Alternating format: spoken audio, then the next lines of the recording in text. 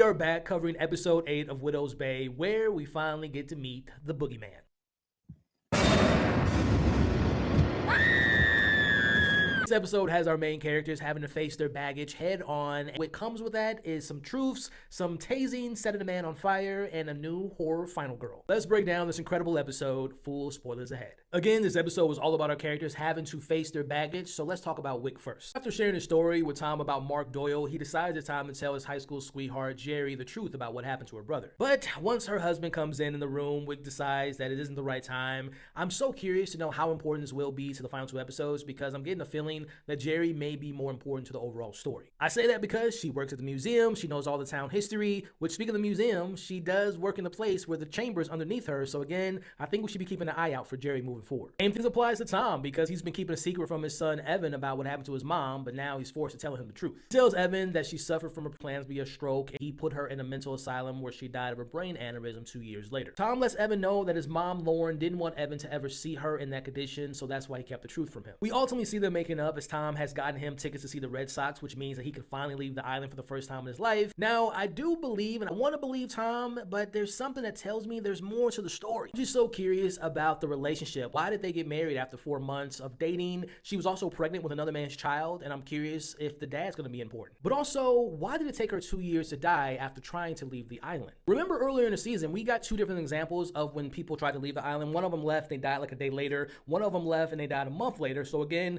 why did it take Lauren 2 years to die? I say all that to say, is Lauren really dead? There was a mention of there being 2 moms, right? And her being the secret mom. I'm just starting to think that Tom maybe just wants to protect Evan and she's still in the asylum and she's still alive. But now let's get into the main event, that being Patricia facing her fears of the boogeyman. He's back thanks to the island and we basically get a slasher Halloween Michael Myers homage and I loved every single second of it. So we do find out that Patricia did lie about getting calls from the boogeyman, but she was attacked that night, at least that's what she says, as she tases Chris, which was just hilarious. Bye-bye. Oh, my God. She's the fucking worst. We see the boogeyman gets hit by a truck. He murders one of the paramedics. He jumps from a 2-story house and he's lit on fire and he manages to survive it all until Jerry gets stabbed in the stomach and Patricia saves him. And I think the reason she was able to kill the boogeyman is kind of like it in the universe. If you can face your fears and face the evil, you can defeat it. So that's how she was able to kill him. But we get one of my favorite moments of television this year. We see her holding a shotgun like Sarah Connor or Laurie Strode. She's holding the shotgun up to the boogeyman when he gets to the coroner's office, when he gets in the ambulance and gets an incinerator. I just absolutely love that moment. Is there another way out? No. Thank you so much.